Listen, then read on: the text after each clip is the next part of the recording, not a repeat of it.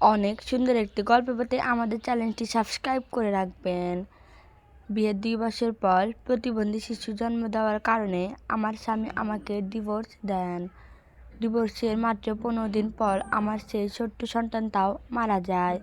আজ ঠিক 10 বছর পর সে মানুষটাই তার 4 বছরের প্রতিবন্ধী শিশুকে চিকিৎসা করাতে আমার চেম্বারের সামনে দাঁড়িয়ে আছে। 1 মাসের মধ্যে আমি, স্বামী আর সন্তান দুজনকেই হারিয়ে ফেলেছিলাম।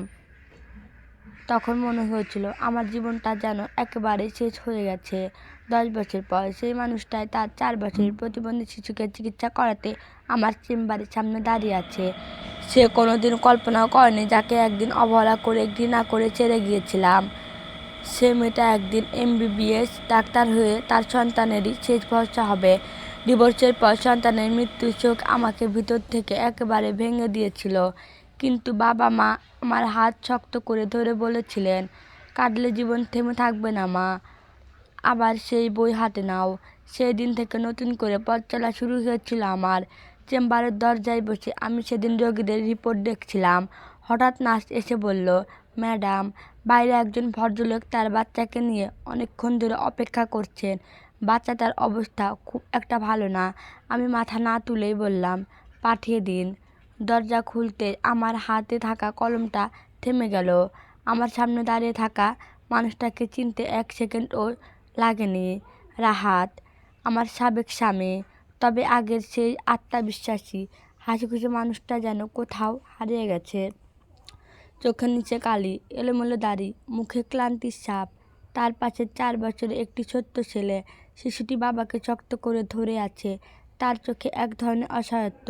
রাহাতও আমাকে দেখে স্থির হয়ে গেল। তার চোখ বড় হয়ে গেল বিস্ময়ে। তুমি তুমি নীলা না?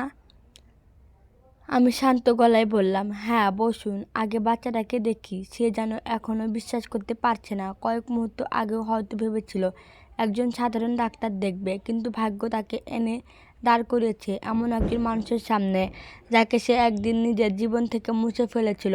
আমি শিশুটিকে কাছে ডাকলাম, বাবু, ভয় পেও না, আমি শুধু তোমাকে দেখব। ছেলেটা কোনো উত্তর দিল না, শুধু বাবার হাত আরও শক্ত করে ধরল। আমি ধৈর্য ধরে পরীক্ষা শুরু করলাম। মাঝে মাঝে ওর মাথায় হাত বুলিয়ে দিলাম। চিকিৎসক হিসাবে আমার সব শিশুই সমান। কোনো শিশুর প্রতি আমার কখনো রাগ হতে পারে না। পরীক্ষা শেষ করে রিপোর্ট লিখতে লিখতে আমি জিজ্ঞেস করলাম, কী সমস্যা?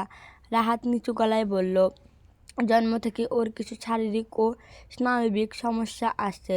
অনেক ডাক্তার দেখিয়েছি, সবাই বলেছে দীর্ঘমেয়াদী চিকিৎসা লাগবে। আমি মাথা নেড়ে প্রেসক্রিপশন লিখতে লাগলাম, কিন্তু আমার ভিতরে যেন একের পর এক পুরনো স্মৃতি ফিরে আসছিল।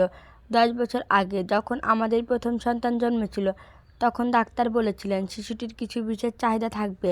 আমি তখনও হাসপাতালের বেডে শিশুটাকে কোলে নিয়ে শুধু কেঁদেছিলাম, কিন্তু আমার স্বামী আমার পাশে দাঁড়িয়ে বলেনি, আমরা একসঙ্গে ওকে সুস্থ করে তুলব। বরং কয়েকদিন পর থেকে তার পরিবারের সবাই আমাকে দোষ দিতে শুরু করলো।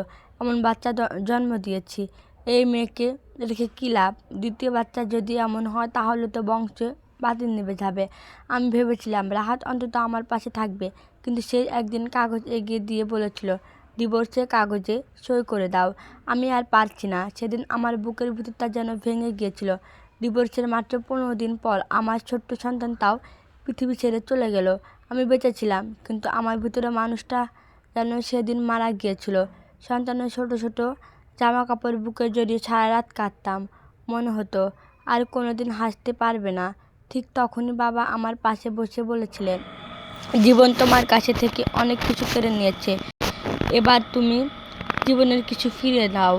মা আমার পুরনো বইগুলো পরিষ্কার করে টেবিলে সাজিয়ে দিয়েছিলেন। আমি আবার ইন্টারমিডিয়েটে ভর্তি হলাম। সহপাঠীরা যখন আমাকে দেখে অবাক হতো, আমি শুধু হাসতাম।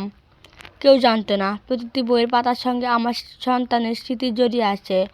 দিনে পড়াশোনা, রাতে কান্না, এভাবে ধীরে ধীরে ইন্টারমিডিয়েট, ভর্তি পরীক্ষা, মেডিকেল কলেজ, তারপর ইন্টার্নশিপ শেষ করে আজ আমি একজন শিশু বিশেষজ্ঞ। কিন্তু একটি সিদ্ধান্ত আমি আর কখনো বদলাইনি। আমি আর বিয়ে করিনি, কারণ একজন মানুষের বিশ্বাস ভেঙে গেলে নতুন করে বিশ্বাস গড়ে তোলা খুবই কঠিন। রাহাতের ডাকে আমার চিন্তা ভাঙল। সে কাঁপা গলায় বলল, আপনি, মানে তুমি কি আমাকে চিনেছ? আমি তার দিকে তাকে মৃদু হাসলাম। হ্যাঁ, চিনেছি। সে মাথা নিচু করে বসে রইল। তারপর খুব আস্তে বলল, আমার তোমার সঙ্গে কিছু কথা আছে, যদি একটু সময় দাও। আমি কয়েক সেকেন্ডে তার চোখের দিকে তাকিয়ে রইলাম। তার চোখে আজ সেই অহংকার নেই, আছে শুধু অনুশোচনা। কিন্তু আমি জানতাম না সে যে কথাগুলো বলতে এসেছে সেগুলো শুনে আমার জীবনের 10 বছর আগে সবচেয়ে বড় সত্য আবার সামনে চলে আসবে। রাহাত চোখ দুটো কান্নায় টলমল করছিল, যেন মানুষটা একদিন সমস্ত অপরাধের বোঝা আমার ঘাড়ে চাপিয়ে দিয়ে নিশ্চিন্তে চলে গিয়েছিল, আর সেই মানুষটাই আমার সামনে এক পরাজিত সৈনিকের মতো ভেঙে পড়েছে। সে কাঁপা গলায় বলল, নীলা, আমার দ্বিতীয় স্ত্রীরও এর আগে 2টো সন্তান হয়েছিল, দুটোই প্রতিবন্ধী। প্রথমজন জন্মের 3 দিন পরে যায়, আর দ্বিতীয় সন্তানটা হাত পা ছাড়া জন্মেছিল। সেও মাত্র 8 দিন বেঁচে ছিল। তারপর এই ছেলেটা হলো, ওরও একই সমস্যা। এখন পরিবারের সবাই বলে আমার ওপর নাকি কোনো অভিশাপ আছে, সব দোষ নাকি আমারই। এমনকি আমার স্ত্রী এখন আর আমাকে সহ্য করতে পারে না। ওই অসুস্থ বাচ্চাটাকে ফেলে রেখে চলে যেতে চায়। নীলা, আমি জানি এসবই তোমার অভিশাপ। তুমি আর আমাদের নিষ্পাপ বাচ্চাটা যে কষ্ট পেয়েছিলে তারই শাস্তি পাচ্ছি আমি। কথাগুলো বলে রাহাত 2 হাতে মুখ ঢেকে কেঁদে ফেলল। আমি কিছুক্ষণ চুপচাপ তার দিকে তাকিয়ে রইলাম। মনে পড়ে গেল 10 বছর আগের কথা। সেদিন হাসপাতালে বেডে শুয়ে যখন আমি কেঁদেছিলাম, তখন রাহাত আমার অশ্রুকে নাটক বলেছিল, আর আজ সে নিজেই অশ্রু ফেলছে। কিন্তু আমার ভিতরে আজ কোনো প্রতিশোধে আনন্দ নেই, পুরনো কোনো ক্ষোভও নেই, আছে শুধু এক ধরনের অদ্ভুত নীরবতা। আমি শান্ত কণ্ঠে বললাম, আমি আপনাকে কখনো কোনো অভিশাপ দিইনি রাহাত সাহেব। অভিশাপ দেওয়ার মতো মন আমার কোনো দিন ছিল না, আজও নেই। আর চিকিৎসা বিজ্ঞান বলে বংশগত বা জেনেটিক্স জটিলতার কারণে এমনটা হতে পারে। এর সঙ্গে কোনো অভিশাপের সম্পর্ক নেই, সব উপরওয়ালার ইচ্ছে। আপনি অতীত নিয়ে পড়ে না থেকে সন্তানটার সঠিক যত্ন নিন। ও আপনাকে খুব ভরসা করে। এবার আপনি আসুন, বাইরে আরও অনেক রোগী অপেক্ষা করছে। চাপ বাড়ছে। রাহাত আর একটি কথাও বলতে পারল না। একরাশ লজ্জা আর অনুশোচনা বোঝা বুকে নিয়ে ছেলের ছোট্ট হাতটি ধরে সে ধীরে ধীরে আমার রুম থেকে বেরিয়ে গেল। তার যাওয়ার পথের দিকে তাকিয়ে আমার মনে হলো, ভাগ্য মাঝে মাঝে মানুষকে এমন এক মোড়ে এনে দাঁড় করায় যেখানে আয়নার সামনে দাঁড়ালেও নিজের মুখ দেখতে ভয় লাগে।